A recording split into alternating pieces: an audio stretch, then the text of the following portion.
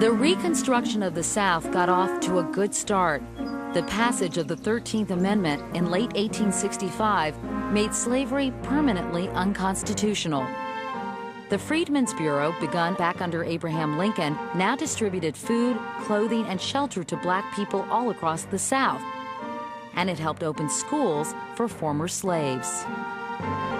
But unlike Lincoln, the new president, Andrew Johnson, wasn't interested in former slaves. He was a Southerner and a Democrat and had been a slave owner himself. In February 1866, he vetoed an expansion of the Freedmen's Bureau and then looked the other way as Southern leaders instituted new black codes that restricted the freedom of black people. At the same time, he called for the welcoming of white Southern leaders back into the national government. This is a country for white men. And by God, as long as I am president, it shall be a government for white men. I cannot take the position that a state which attempted to secede is out of the Union. I shall be in favor of the states resuming their former relations to the government in all respects. President Andrew Johnson basically gave the white South a free hand in organizing new government. Didn't give blacks any rights and said, okay, Southern whites can form new governments. And these new governments passed these black codes to regulate the freedom of the former slaves. And basically, they tried to put them in a condition as close to slavery as possible, using the law to force blacks to go back to work on the plantations. They didn't have civil rights, they couldn't go to court, they couldn't testify, they couldn't vote. The black codes try to make the status of the former slaves that of dependent plantation laborers under the control of the white population. Encouraged by President Johnson's strong support, Southern whites began reinstating many of their old leaders, electing former high-ranking Confederate officers to the U.S. House and Senate. An outraged Congress, where Republicans outnumbered Democrats by almost 4-1, refused to seat them. Instead, they passed the Civil Rights Bill of 1866, effectively nullifying the black codes. On March 27th, President Andrew Johnson vetoed the bill. I am right. I know I am right. And I am damned if I do not adhere to it. The only way a vetoed bill can become a law is if 2/3 of Congress overrides the veto. In April 1866, 2/3 did. It was the first time in American history that an important piece of legislation was passed over a president's veto. Carl Schurz was a Republican activist. The first gun of the war between the president and Congress was fired. It declared that the reconstruction of the late rebel states was the business not of the president alone, but of Congress.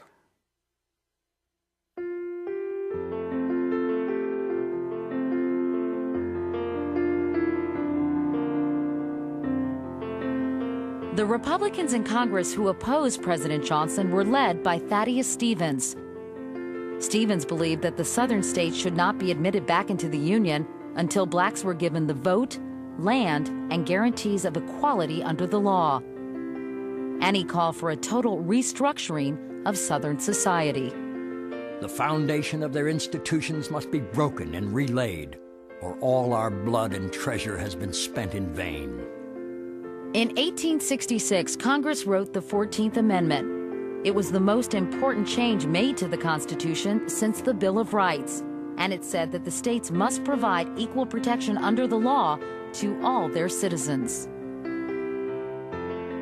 No government can be free that does not allow all its citizens to participate in the formation and execution of her laws. Every other government is a despotism. In 1867, Congress took charge of Reconstruction, removing it from President Johnson's hands. It forcibly divided the South into military districts, then passed a sweeping reform bill. The Reconstruction Act of 1867 required each Southern state to write a new state constitution that reflected the amended U.S. Constitution.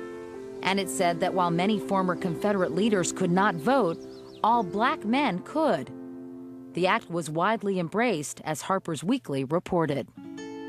Though the president sees in it the destruction of the Constitution and the end of civil liberty, the loyal American people see in it the salvation of the Constitution and the beginning of civil liberty. That is the meaning of the Reconstruction Act. For the first time in American history, blacks were now elected to political office. 16 African Americans were elected to Congress, representing almost every state of the former Confederacy.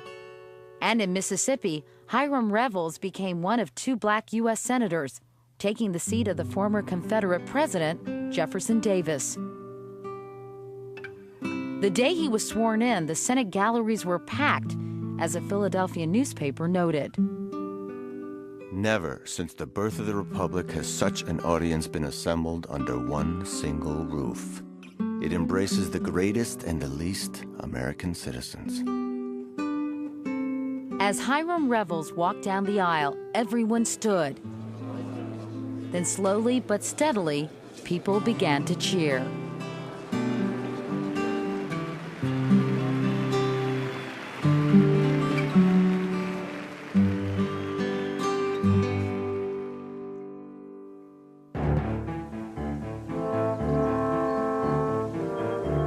President Johnson was furious at Congress for boxing him in and taking away much of his power. By now, his opponents were calling him the dead dog of the White House. Within a period of less than a year, Congress has attempted to strip the executive department of its essential power. I have been abused. I have been slandered. I have been maligned. Johnson especially opposed Congress's Reconstruction Act, as Charles Nordoff of the Evening Post sarcastically editorialized. He expressed the most bitter hatred of the measure in all its parts, declaring that the white people of the South, poor, quiet, unoffending, harmless, were to be trodden underfoot to protect a pig-headed man with only one idea, a bitter opposition to universal suffrage. In 1867, disgusted with Johnson's attitudes, the Republicans in Congress decided to get rid of him. For 2 months, the House of Representatives debated. Finally, House members voted to impeach Andrew Johnson. Impeachment of me for violating the Constitution? Damn them! Have I not been struggling ever since I have been in this chair to uphold the Constitution, which they trample underfoot? Now the matter went to the Senate. Only they could try a president. Thaddeus Stevens was one of those who presented Congress's case. I accuse him in the name of the House of Representatives of having perpetrated a foul offense against his country. He has sought to convert a land of freedom into a land of slaves. This people have put the chief of traitors on trial and now demand judgment of his misconduct. If President Johnson were convicted of high crimes and misdemeanors, he would be thrown out of office. On Saturday, May 16th, the vote began. As expected, all the Democrats voted not guilty. Republican after Republican voted guilty. But behind the scenes, Johnson had been making deals with several Republican senators in return for the promise not to vote for impeachment. The final tally was 35-19, just 1 vote short of the total needed for conviction. President Johnson would remain in office.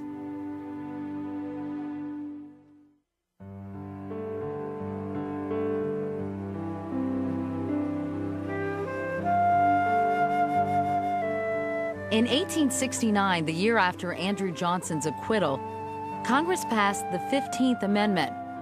It gave black men the right to vote all across the country. In the South, social reforms were now spreading quickly.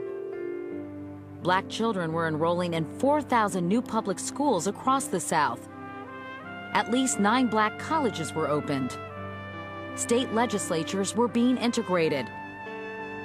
It was a civil rights revolution, and it was forced on the South by the Republican-controlled Congress, as Carl Schurz explained. The Republic emancipated the slaves and promised them freedom forever. The protection of their rights is therefore a matter of duty. This duty will present itself again and again in legislation directly interfering with the Southern states. For the Southern people, deluded by false hopes, are still struggling to restore the old order of things. Furious with the North for interfering in its society, Southern hate groups like the Ku Klux Klan began waging war on former slaves. Lynchings, rare before the Civil War, now became increasingly common. A Southern black man named Ben Johnson witnessed one of the Klan's crimes. It was a cold night when the Ku Kluxers come and drugged the niggers Ed and Cindy out of bed. They carried them down in the woods and whooped them. They throws them in the pond. Cindy ain't been seen since. Black citizens of Frankfort, Kentucky, sent a petition to Congress. We believe you're not familiar with the Ku Klux Klan's riding nightly over the country and in the county towns, spreading terror wherever they go by, robbing, whipping, ravishing, and killing our people without provocation. We have been law-abiding citizens, pay our tax, and in many parts of the state, our people have been driven from the polls, refused the right to vote. In 1869, the Civil War hero Ulysses S. Grant became president. Unlike Johnson, Grant cared deeply about American blacks. And with his support over the next years, Congress passed the Civil Rights Act of 1875, outlawing discrimination in hotels, theaters, and amusement parks. It was the last great legislation of Reconstruction. But just a year later, Grant's successor, Rutherford B. Hayes, ordered federal soldiers to be pulled out of the South. He said he believed the promises of Southern whites that they would protect black rights. My judgment was that the time had come to put an end to bayonet rule, to wipe out the color line, to abolish sectionalism and bring peace. The Army was withdrawn because I believed it a wise thing to do. But the Southern promises proved worthless, and no one was left there to enforce civil rights for African Americans. Reconstruction was over. Reconstruction was a great opportunity to really build a new society in the South from the ashes of slavery, and to, for the first time, really bring African Americans fully into the realm of American freedom. You might say that the amazing thing is that it was tried at all, just 2 or 3 years after the ending of slavery. It didn't succeed, it was overthrown, a new system of white supremacy was enforced in the South. It left to the next century, really, to work out this question of whether there is going to be a racial boundary around the concept of freedom in American life. In 1883, the Supreme Court made a fateful decision. They voted to nullify the Civil Rights Act of 1875. That meant that from now on, there could once again be whites-only hotels, restaurants, barbershops, and theaters. Black leader Henry McNeil Turner knew he had been betrayed by the nation's highest court. It was a hard task to get an enactment through Congress that contemplated anything like civil rights. Now, a Republican Supreme Court has declared the whole thing null and void, leaving the Negro in a condition compared with which the serfs of Russia are lords. I have not deserted the Republican Party. The Republican Party has deserted me and 7 million of my race. And an aging Frederick Douglass, now a public official in Washington, expressed his disgust. Men talk about the Negro problem. There is no Negro problem. The problem is whether American people have loyalty enough, honor enough, patriotism enough to live up to their own Constitution. We Negroes love our country. We fought for it. We ask only that we be treated as well as those who fought against it.